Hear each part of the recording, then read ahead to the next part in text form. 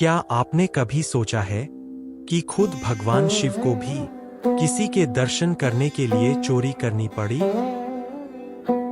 हाँ, ये कहानी है उस समय की जब महादेव ने अपने ही इनके सामने स्वयं को भी छोटा महसूस किया और फिर उन्होंने ऐसा काम किया जिसे सुनकर आप हैरान रह जाएंगे। आज की इस कथा में जानिए कैसे भगवान शिव ने चोरी छुपे जाकर प्रभु के दर्शन किए। क्योंकि एक दिन पार्वती भगवान शिव से बोली, प्रभु आप सदा सबकी कथा सुनाते हैं, आज कुछ अपनी कथा भी सुनाइए। दुनिया आपके चमत्कार सुनती है, आज मैं आपके हृदय की कथा सुनना चाहती हूँ। भोलेनाथ मुस्कुराए बोले, देवी आज मैं तुम्हें अपनी चोरी की कथा सुनाता हूँ। पार्वती ने हंसते हुए कहा, प्रभु आप और चोरी, यह तो अद्भुत बात हुई। आप तो सन्यासी योगेश्वर त्रिकालदर्शी हैं, फिर आपसे चोरी। भोलेनाथ हंसे, देवी यह चोरी साधारण नहीं, यह भक्ति की चोरी है। जब त्रेता युग में श्री हरि विष्णु ने श्री राम रूप में अवतार लिया, तब मुझे यह समाचार मिला। मैं आनंद से भर गया। मैंने सोचा स्वयं परमात्मा मनुष्य रूप में अवतरित हुए हैं, यह तो मेरे लिए अवसर है। मैं दर्शन किए बिना कैसे रह सकता हूँ। पार्वती बोली, तो आप चले गए भोले? बोले, हाँ देवी, पर चोरी से। तुमसे बिना बताए? पार्वती बोली, आपने मुझसे छिपाकर यात्रा की और अकेले गए भोले? हंसे, नहीं देवी, अकेला नहीं गया, एक और गया। पार्वती बोली, कौन गया आपके साथ? भोले बोले, काकभूषुंडी। पार्वती ने हंसकर कहा, हमारे रहते आप किसी कौवे के साथ चले गए। भोले मुस्कुराए, देवी तुम नहीं जानती, वो मेरे प्रिय भक्त हैं, श्री राम के अनन्य सेवक हैं। अब सुनो, मैंने कहा था कि काकभूषुंडी के साथ गया, पर यदि मैं कह देता काकभूषुंडी को लेकर गया तो अर्थ बदल जाता। उसका मतलब होता योजना मेरी थी, पर मैंने कहा उनके साथ गया, इसका अर्थ हुआ योजना उनकी थी। इस तरह दोष भी न लगे और भक्ति का प्रेम भी बना रहे। पार्वती मुस्कुराई, प्रभु आप तो बड़ी गहराई से सोचते हैं। भोले बोले, देवी भक्ति में भी बुद्धि चाहिए, तभी प्रेम स्थिर रहता है। फिर बोले, हम दोनों मनुष्य रूप में अयोध्या पहुंचे। मैंने नाम रखा शंकर शर्मा और काकभूषुंडी बने भूषुंडी नारायण पांडे। हम गुरु चेला बन गए। मैंने कहा, भूषुंडी अयोध्या के लोग बहुत भावुक हैं, पर महल के अंदर साधारण व्यक्ति नहीं जा सकता, कोई जुगाड़ लगाओ। भूषुंडी बोले, गुरुजी पहले देखते हैं कहां भीड़ होती है। 2 दिन तक रेकी की गई, देखा कि सरयू घाट पर सुबह सुबह हजारों लोग स्नान करने आते हैं। मैंने कहा बस यही जगह सही है। वहां एक छोटा सा कमरा किराए पर लिया गया। बोर्ड लग गया, भविष्य पूछो केंद्र प्रोप्राइटर शंकर शर्मा, सहायक काकभूषुंडी पांडे नीचे लिखा गया। पहले महीने बिना फीस भविष्य बताया जाएगा। अब बात पूरे अयोध्या में फैल गई। लोग कहने लगे एक नए बाबा आए हैं जो हाथ पकड़ते ही सब बता देते हैं। अब मैं क्या करता देवी, मैं तो त्रिकालदर्शी हूँ।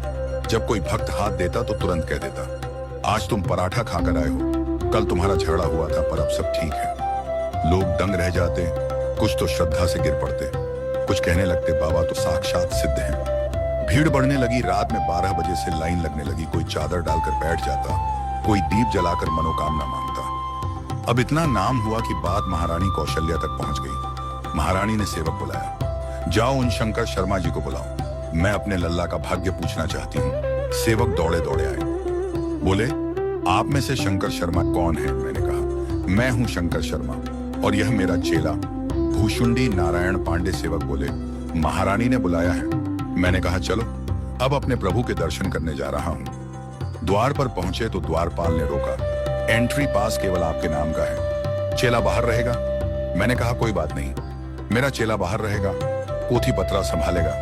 भूषुंडी बोले, बाबा अकेले चले जा रहे हैं। मैंने कहा, तू चिंता मत कर, मैं अंदर जाकर तेरा भी जुगाड़ कर दूंगा। अंदर पहुंचा, महारानी कौशल्या ने चरण पखारे, पूजा की आसन दिया। बोली, बाबा मेरे लल्ला का भाग्य देखिए।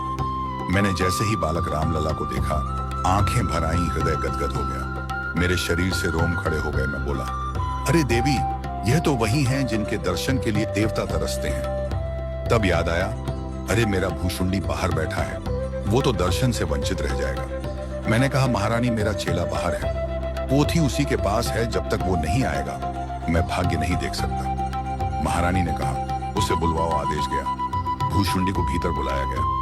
भूषुंडी भीतर आया, मन में बोला, जय हो प्रभु, आपने काक को भी कृतार्थ कर दिया। महारानी कौशल्या ने रामलला को मेरी गोद में रखा। मैंने रामलला का दाहिना हाथ पकड़ा और रेखाएं देखने लगा। भूषुंडी सोचने लगा, गुरुजी तो अकेले आनंद ले रहे हैं, हमें भी कुछ करना चाहिए। वह बोला, महारानी हमारे गुरुजी हाथ की रेखा देखते हैं, हम पांव की रेखा के विशेषज्ञ हैं, क्या हम पांव देखें? कौशल्या बोली। देख लो। भूषुंडी ने बालक रामलला के दोनों पांव अपने हाथ में लिए और सिर पर रख लिए। आंसू गिरने लगे। मैं बोला, अरे हम गुरु होकर केवल हाथ पकड़ पाए और यह चेला तो हाथ और पांव दोनों पकड़ गया, यह तो हमसे भी आगे निकल गया। कैलाश पर यह सुनाते हुए मेरी आंखें भीग गईं। पार्वती भाव विभोर हो गई, बोली, प्रभु यह कैसी लीला थी? मैंने कहा, देवी मैंने उस दिन मां कौशल्या से कहा था, महारानी जब तक आपका लल्ला किसी बाबा के साथ अयोध्या से बाहर नहीं जाएगा तब तक आपके घर बहू नहीं आएगी। पार्वती मुस्कुराई, प्रभु आपने तो पहले ही भविष्यवाणी कर दी थी। मैंने कहा, हाँ देवी। फिर मैं दूसरी बार भी गया था दर्शन करने। जब लल्ला बड़े हो गए थे उस समय मैं मदारी बनकर गया था और हनुमान जी को साथ लिया था। मैंने मंद स्वर में गाना शुरू किया, बन के मदारी शिवजी अयोध्या चले, डमरू बजा के भोला नाचे, रे राम के जगोली मई निंदिया में काचे, रे कैलाश पर हर हर महादेव के नाद गूंजने लगे। फिर मैंने कहा, देवी जब महाराज दशरथ राज कर रहे थे तब जो भी उनके पास आया उन्होंने सबको दे दिया। किसी ने गजरत मांगा, किसी ने हीरे, कोई पुत्र, कोई धन, सबको मिला। फिर नामकरण संस्कार का दिन आया। गुरु वशिष्ठ आए, चारों बालकों के नाम रखे। ज्येष्ठ पुत्र का नाम रखा राम, जो आनंद के सागर हैं, सुख के धाम हैं। दूसरे पुत्र का नाम रखा भरत, जो राम प्रेम के प्रतीक हैं। तीसरे पुत्र का नाम रखा लक्ष्मण, जो भगवान के प्राण समान है। और चौथे पुत्र का नाम रखा शत्रुघ्न, जो दास के दास हैं। मैंने कहा, देवी जो राम में लीन हो जाता है उसके सारे विकार मिट जाते हैं। जो दास भाव में रहता है वह बालक की तरह निश्चिंत हो जाता है। जैसे बच्चा अपनी मां पर पूर्ण भरोसा रखता है, वैसे ही जो राम पर भरोसा करता है उसका भार स्वयं भगवान उठाते हैं। पार्वती ने कहा, प्रभु चारों भाई चारों वेदों के समान हैं। मैंने कहा, हाँ देवी, राम ज्ञान का स्वरूप है, भरत प्रेम का, लक्ष्मण भक्ति का और शत्रुघ्न सेवा का। पार्वती बोली, प्रभु आपने चोरी की बात कही थी पर अब समझ में आया कि यह चोरी प्रेम की थी। मैंने कहा, हाँ देवी, यह चोरी भक्ति की थी। जब मनुष्य ईश्वर के दर्शन की चोरी करता है तो वही चोरी उसे मोक्ष देती है। मैंने जो चोरी की थी वही मेरे जीवन की सबसे बड़ी लीला थी। पार्वती ने नमन किया, प्रभु आपने आज भक्तिभाव का सच्चा अर्थ बताया। मैं मुस्कुराया, देवी यही कारण है कि मैंने चोरी की थी, राम दर्शन की चोरी। जिसने एक बार भी राम के दर्शन किए उसका जीवन धन्य हो गया। यह कहकर मैंने डमरू उठाया। नंदी हर्षित हो उठा। कैलाश पर हर हर महादेव, जय श्री राम जय का भूषुंडी जी के नाद से संपूर्ण ब्रह्मांड गूंज उठा। दर्शकों, आपसे विनम्र अनुरोध है कि आप इस भगवान शिव की कथा को शेयर करना मत भूलिएगा। यदि आप भी भगवान शिव और मां आदिशक्ति के भक्त हैं तो यह कथा 5 लोगों को शेयर अवश्य करें। हर हर महादेव।